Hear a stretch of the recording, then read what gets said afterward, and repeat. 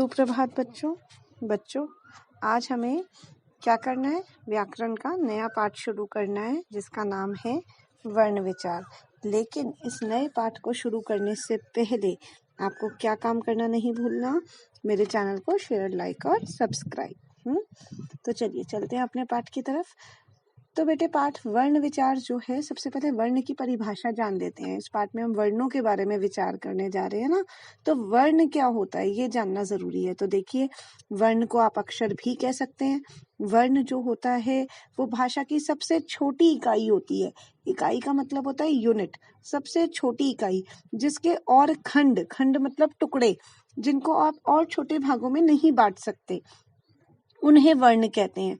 जैसे इंग्लिश में लेटर्स होते हैं ना, लेटर्स ए बी सी, तो आप ए को और छोटा नहीं कर सकते, बी को और छोटा नहीं कर सकते ना। इसी तरह हिंदी में भी वर्णों को, अक्षरों को और छोटा नहीं किया जा सकता। ये भाषा की सबसे छोटी इकाई होती है।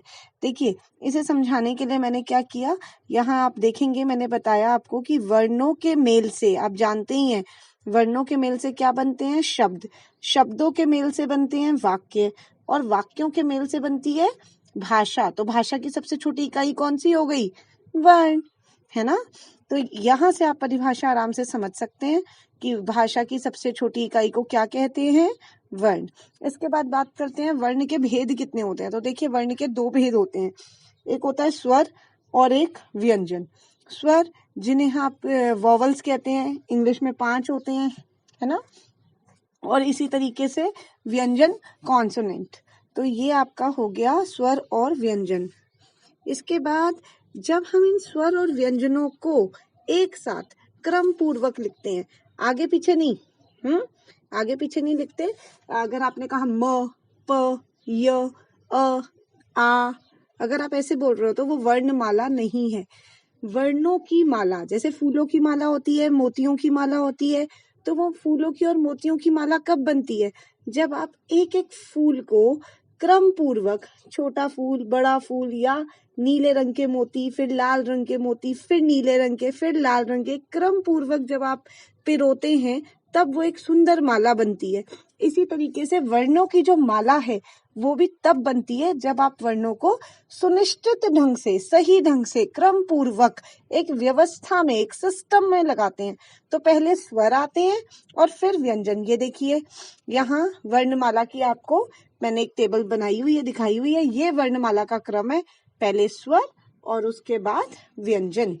ठीक, अब हम स्वरों पे चर्चा कर लेते हैं कि ये स्वर क्या है। तो स्वर जिन वर्णों के उच्चारण में हवा मुंह से बिना रुके बाहर आती है, ठीक है, बिल्कुल कहीं रुकती नहीं है, अब आपकी रुकावट नहीं होती कहीं, सीधा जो आप वर्ण बोल रहे हैं सीधा हवा मुंह से बाहर आती है, वो होते हैं स्वर। इनका उच्चारण करते समय किसी अन्य वर्ण की सहायता नहीं होती, ली जाती है, स्वतंत्र होते हैं। इनका प्रयोग स्वतंत्र रूप से किया जाता है, इनका उच्चारण। और ये कितने होते हैं? ये 11 होते हैं।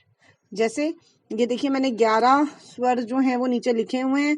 अ, आ, ई, उ, ऊ, री, ए, आए, ओ, औ। तो ये जो हैं ये आपके 11 स्वर हैं, ये आप पहले भी पढ़ चुके हैं। तो ये 11 स्वर हैं, इनका उच्चारण स्वतंत्र रूप से किया जाता है, इनको किसी की आवश्यकता नहीं होती। अंग्रेजी में ये 5 वॉवल्स होते हैं, ए ई आई ओ यू, लेकिन हिंदी में ये स्वर 11 होते हैं। ठीक, ये देखिए, इसके बाद हमने क्या करना है? स्वर के भेद। अब ये जो 11 स्वर मैंने आपको बताए, इन स्वरों को भी 2 भागों में बांट दिया गया, एक ह्रस्व स्वर और एक दीर्घ स्वर। तो 4 तो हैं ह्रस्व स्वर, अ, इ, उ, री। ये जो 4 हैं ये ह्रस्व स्वर हैं, और जो बाकी के 7 हैं वो क्या हैं? दीर्घ स्वर। अब ये ह्रस्व और दीर्घ क्या होता है, इनमें भी अंतर जान लेते हैं। तो देखिए, ह्रस्व स्वर जो होता है, ये ह के नीचे देखिए, ये जो तिरछी रेखा लगी हुई है ना, ये र की है, तो ये बन गया ह्रस्व स्वर। तो ये जो ह्रस्व स्वर है, इसमें इनका उच्चारण करते समय बहुत कम समय लगता है।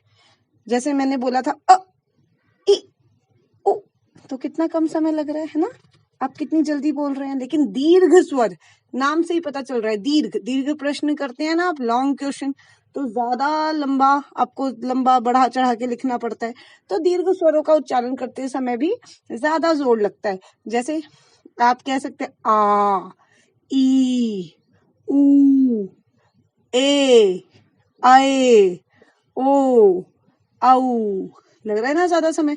तो ये आपका अंतर हो सकता है कि इसमें कम समय लगता है और उसमें ज्यादा समय लगता है, और वो 4 होते हैं और वो 7 होते हैं। ठीक, अब बात कर लेते हैं व्यंजन की।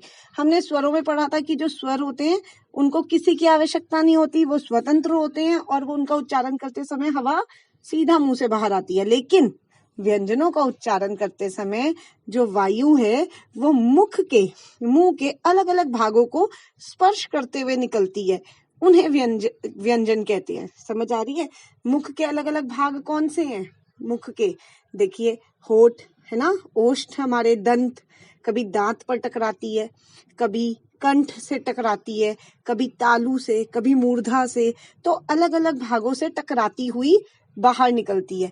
व्यंजनों के उच्चारण करते समय स्वरों की सहायता ली जाती है। बिना स्वरों के व्यंजन का कोई उच्चारण नहीं किया जा सकता, वो पूर्ण नहीं होते। जैसे आप देखिए, कोई भी बोल लीजिए क, आपको इसमें अ की ध्वनि सुनाई देगी, ख अ की, हर व्यंजन के अंदर आपको अ की ध्वनि सुनाई दे रही है। अगर आप कोई मात्रा लगा देंगे तो स्वरों की मात्रा लगती है, जैसे कि, तो क में ई की मात्रा लग रही है तो वो बन रहा है की। तो व्यंजनों का उच्चारण करते समय स्वरों की सहायता ली जाती है, इनका स्वतंत्र रूप से उच्चारण नहीं हो सकता। और ये कितने होते हैं? 33 स्वर 11 होते हैं और ये कितने होते हैं? 33। अब हमने स्वरों का तो किया था विभाजन, ये देखिए मैंने लिख दिया आपके लिए व्यंजन 33 कौन कौन से हैं। ये 33 व्यंजन हैं। इसके बाद जैसे हमने स्वरों का विभाजन किया था कि ह्रस्व और दीर्घ 2 भागों में बांटा था, व्यंजनों को 3 भागों में बांटा गया है, स्पर्श व्यंजन, अंतस्थ व्यंजन, ऊष्म व्यंजन। तो यहाँ जो पहले 25 हैं ये आपके स्पर्श व्यंजन है, यर लव जो है वो जो 4 हैं वो अंतस्थ हैं, और ऊष्म भी श, क्ष, स, ह जो है ये आपके ऊष्म व्यंजन है। तो इस तरीके से 33 व्यंजनों को 25, 4 29 और 4 33 व्यंजन आपके हो गए। अब जैसे हमने ह्रस्व और दीर्घ में अंतर समझा था, ऐसे ही एक बारी हम इसमें भी जरा अंतर समझ लेते हैं कि इनमें क्या अंतर है। तो देखिए, स्पर्श व्यंजन वे व्यंजन होते हैं जिनका उच्चारण करते समय क्या होता है, जो हमारी वायु होती है, जो हवा होती है ना, वो किसी ना किसी भाग को स्पर्श करती है, वो स्पर्श व्यंजन। मैंने अभी आपको बताया था, कंठ को, तालु को, मूर्धा, दंत, ओष्ठ, किसी को भी स्पर्श करते हुए निकलती है, तो वो होती है स्पर्श व्यंजन। नाम से ही पता चल रहा है, स्पर्श करना, छूना। ठीक है, तो इनकी संख्या 25 होती है। जो पहले 5 होते हैं, पहले 5 वर्ग क, च, ट, त, प, ये जो पहले 5 वर्ग होते हैं, क वर्ग में 5, च वर्ग में, ट वर्ग में, त और प वर्ग में, इन सब में ये कुल मिला के हो गए 25। तो ये जो पहले 25 हैं ये हो गए आपके स्पर्श व्यंजन। फिर अंतस्थ व्यंजन, इनका उच्चारण करते समय ना जीभ किसी भी भाग को पूरी तरह नहीं छूती।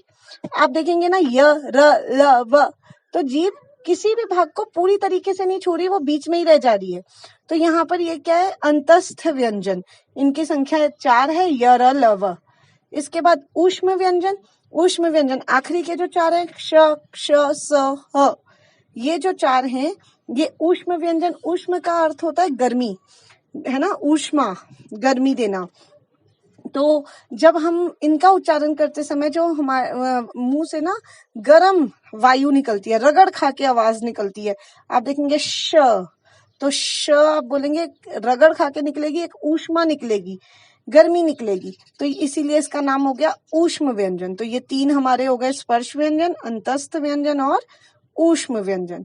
तो अब देख लेते हैं आपका गृह कार्य। तो बेटे आज आपने 3 प्रश्न करने हैं। पहला, वर्ण किसे कहते हैं, इसके कितने भेद होते हैं? बहुत आसान है, आप कर लेंगे। 2 भेद होते हैं, स्वर और व्यंजन। वर्णमाला से आप क्या समझते हैं, ये भी मैंने आपको करा दिया। और आखिरी है स्वर और व्यंजन में अंतर। चाहे आप इनके एक एक पैराग्राफ लिखें स्वर का और व्यंजन का, चाहे आप पॉइंट्स में लिखें, ये आपकी मर्जी। ठीक, तो इस काम को आप अपनी कॉपी में करेंगे। किसी भी तरह का कोई भी दिक्कत परेशानी है तो कमेंट बॉक्स में मुझसे जरूर पूछें।